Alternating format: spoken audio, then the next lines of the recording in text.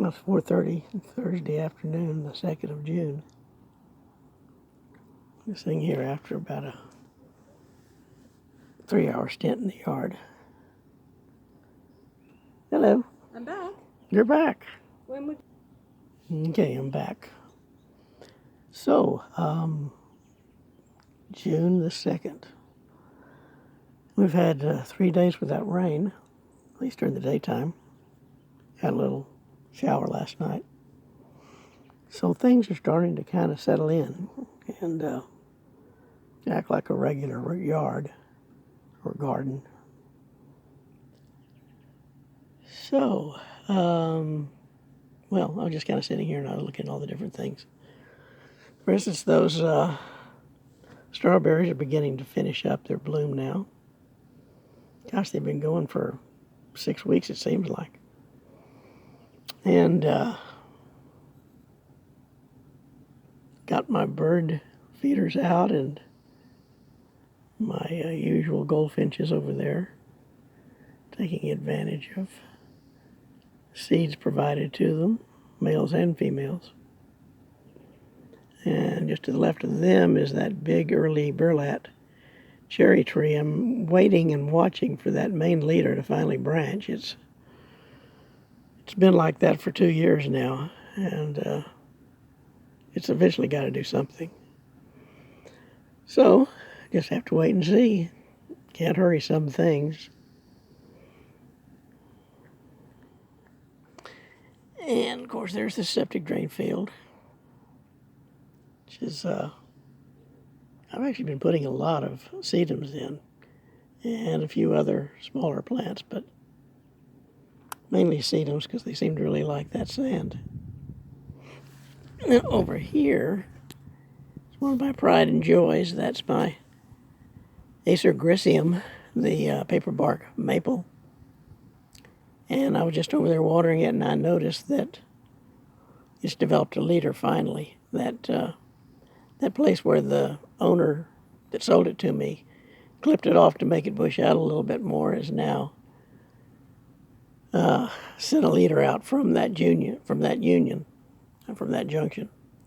and is now going up. So we got a leader now. So that's going to be a real tree. Over here, that is all one big mass of legume, a yellow legume,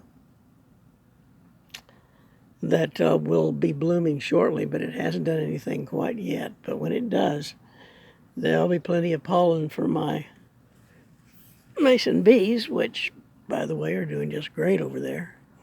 There's the mason bee house, and there's 9 completed reed tubes now. There were only 6 the other day, so in the last 2 days they made 3. Let's see, down here, this is an interesting experiment. Those are all seedlings that came up from seeds of a South American cactus that grows low on the ground, sort of like our Apuntia fragilis does here, only it's not related to that at all, not even an Apuntia. But it is beginning to send out its first true leaves. What you're seeing there are all cotyledons, those long strap-like things. But right in the center of those 2 cotyledons on either side of each plant, true leaves are coming out. I'll get up and just walk around a little bit. We decided to call this path here Ezra's Walk. He's my oldest grandson, so I told him I'd make a little rock for him. So there's his rock, and there's Ezra's Walk. So we'll take a walk down. These green blobs down there are thyme, ground thyme. And that's a little old rhodium blooming now. And another of the same one. This was actually pretty nice.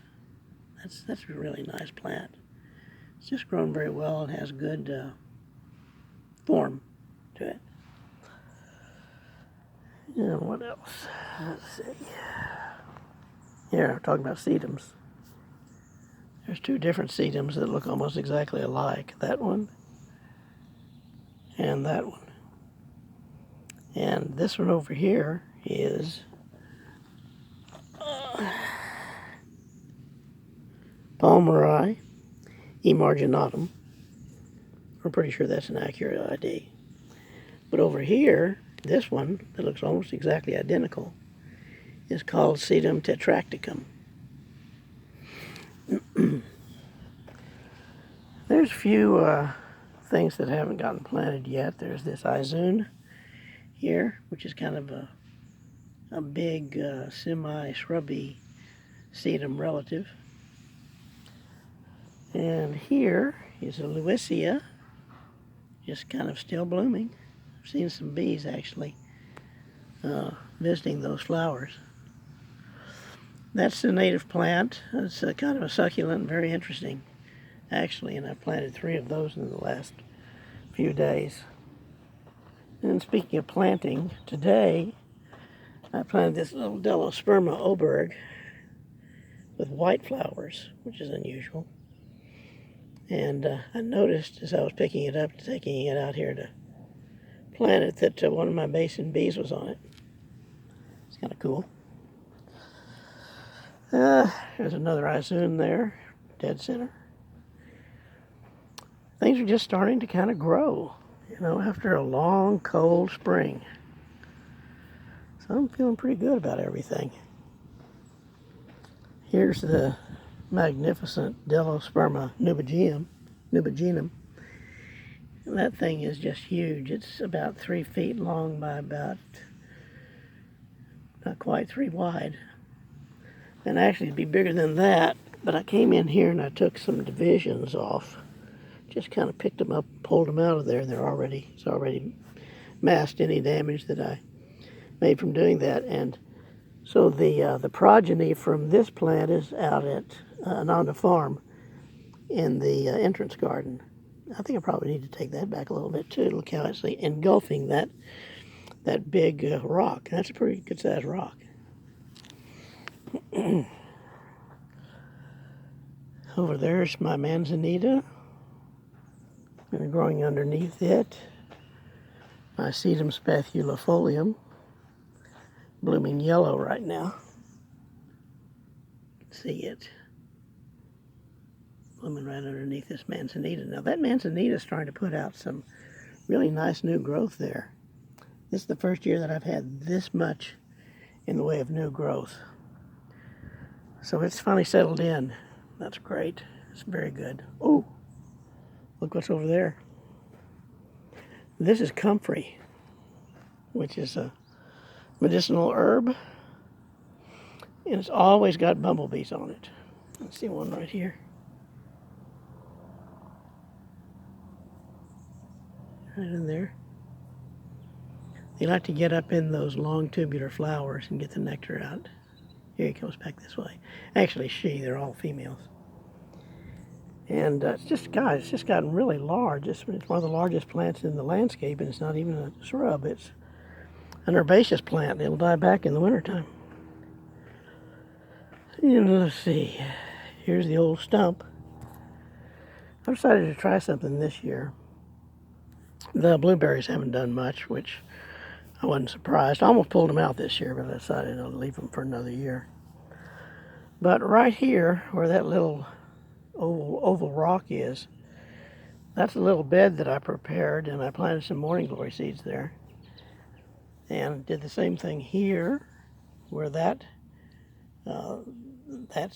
branch is. And then over here, the same thing again. So when those morning glory seeds come up, they have something to twine around as they go up onto the stump, which I thought might look kind of nice. It's called Heavenly Blue Morning Glory, and it's apparently a special cultivar. Yeah, and just planted this willow this year, and of course, you can do anything you want to a willow, and it's going to grow. That's Hooker's willow. It's one of the earliest willows to bloom in our area. I saw one at Camino Island State Park blooming in February, and I thought I got to have me one of those. I might actually have some bees that are looking for food in February some year, and this thing will be, giving them a buffet. So, planned one of those. Had to go to Bellingham up to the native plant store to get that one. That's not something that you just pick up down at your, supermarket or somewhere. These are my sunflowers. Not just any sunflowers, but lemon queen sunflowers, and there's 4 of them there. There's actually kind of a national campaign going on with this lemon queen sunflower. People are planting them and then watching to see what kinds of butterflies visit them. I have to get them to flowering size first, which is something that's taken a lot more time than I normally would think of. There's my shore pine. I'm eventually going to plant that to plug in that hole there in the vegetation that allows us to look straight into the neighbor's house over there. Kind of like to have that plugged up and filled in. There's the old planting bed. I've tried a lot of different things in here. Tomatoes the first year. I planted in this little spot here, you can sort of see it's just kind of a bare area there. I planted black-eyed Susans, which is one of my favorite flowers from childhood even. I planted potatoes one year, and look what has come up. Somebody once said, I think it was William, said, once you've got potatoes, you've always got potatoes. I actually planted some cosmos in here, and there's a few coming up. There's one right there. That's just the cotyledons. 2 more down there. We can get it right there. But the really nice cosmos are over here. You can see them right there. Strap-like leaves. And then over here is clover, white clover that I planted, just a cover crop. And then right there is borage, which is related to the comfrey. And I planted that also for my bees to have something to chew on. So I'm at the back of the property now.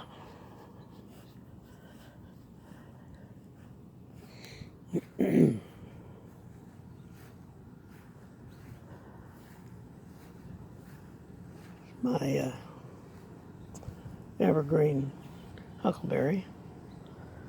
I'm going to really water this thing this year and try to get some growth on it. And then back here, one of the first things I planted when we moved here was a vine maple, and that's it right back there with the sort of round leaves. I've planted I think 4 different maples. I'm really kind of getting into maples in this area, in this climate or whatever. Yep, planted some sedges that I've always wanted to have there. California meadow sedge, it's Carex pansa. Another one over here. And my creeping barberries actually are showing life. There's one right there, and 2 more there. And there's another one underneath the bracken fern here. And those there, I mean, they finally... the thing is about plants is they'll mope around and sometimes decide they're not going to grow for you at all. And that's just all she wrote, and you're not going to get that plant. But sometimes they'll actually settle down in, grab a hold of whatever it is they grab a hold of, and start growing. And that's what these have finally done 2 years now into the experiment. This is my newest bamboo, which doesn't look like anything at all right now. It's a very young plant, and they don't really start filling out and looking good until they're about 5 years old. But this is one of those high-altitude Chinese bamboos that are food for the pandas. So, when you think about those bamboos that you might have in your neighborhood, that have those real thick canes on them that you couldn't even possibly hardly get a saw through them, that's not what the pandas eat. They eat these little soft, flexible bamboos here. See, with just like, that's about a 3/8 of an inch in diameter stem there. Well, here's Western Sword Fern. Beautiful, aren't they? They've just done really, really well since I started giving some water back here to these plants. I want to show you all something here that's been kind of a little delight for me. It's one of those small things. And this is called Breck's Walk here. And I'm walking back towards Dan and Donna's house now. Now, look at this little perennial bed of plants right there. Now, here's the deal with them. Look at their little flowers. And I'm telling you, that flower could be covered easily by a dime. They're just that small. Another one right there. I'm trying to put them in dead center here. Two more over there. They're pink. And they're called star flowers, which makes a lot of sense, right? It's a native perennial. It's a ground cover. It just kind of grows along the ground, and then it dies back in the wintertime, and then in the spring it comes back out again. Now, over here is a trillium, and it looks like something's come along and broken that flower off, unfortunately. See how it's gotten broken off there? Not completely, but, broken. Too bad, because that's a very rare plant right there. And I've got one. Yay!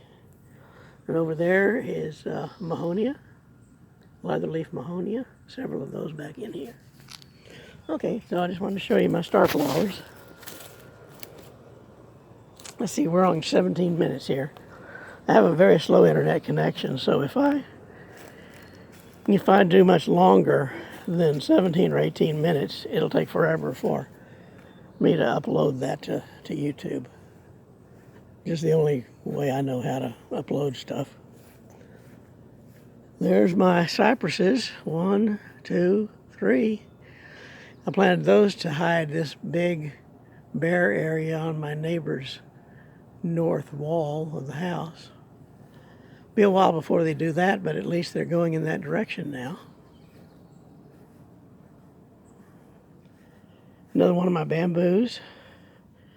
Got this one at Home Depot. It's super cheap. I mean, it didn't cost anything. They're doing tissue culture on these things. And this year it's really started to go. All kinds of new growth on it.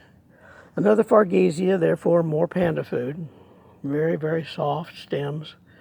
Good for eating.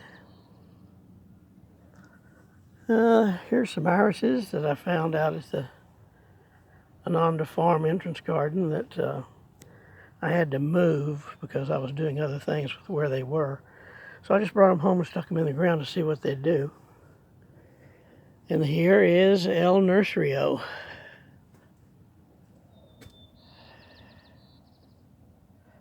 A lot of these plants are getting planted.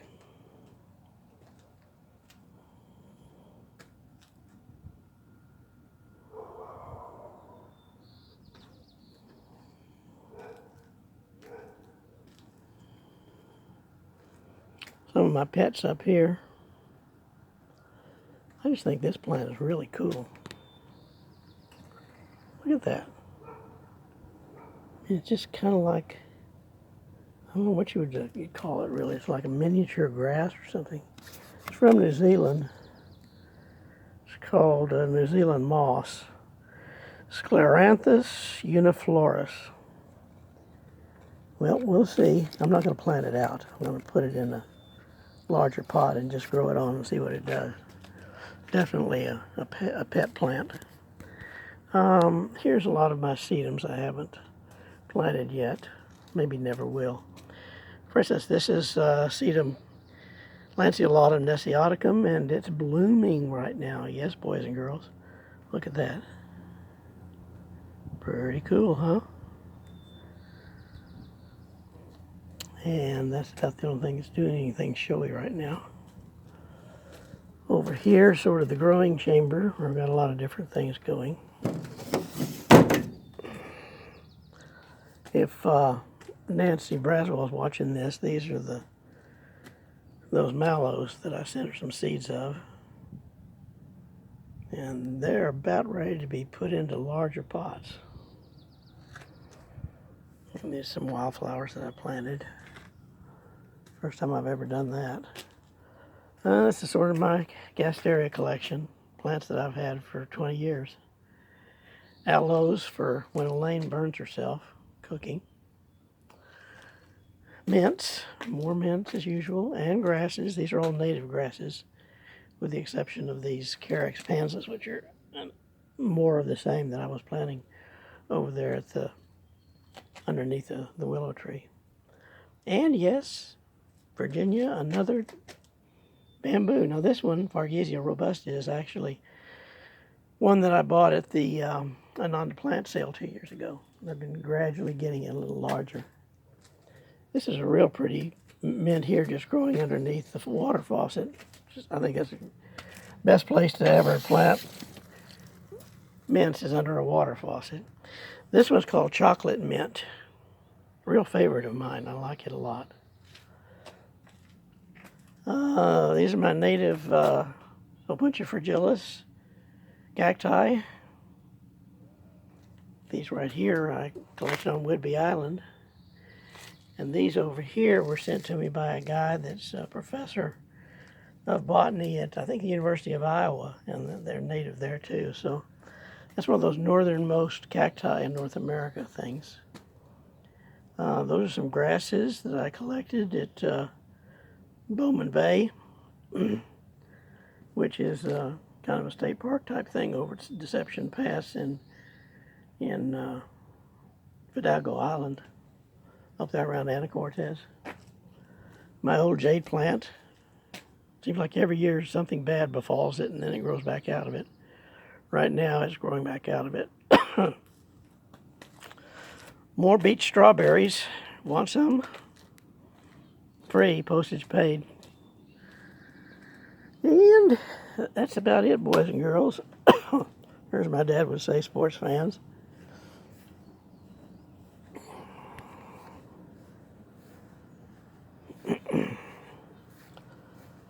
So, flip this over to, it says it's autofocus. That's good. 22.5 minutes.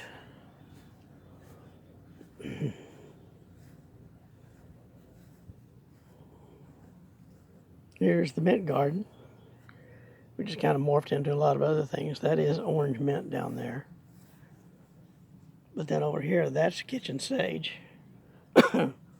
That's thyme right there. I mean, real thyme that get up a foot and a half tall. And then just some perennial flowers along the rock border. And that is a Shasta daisy I grew from seed 2 years ago. I'm very proud of that.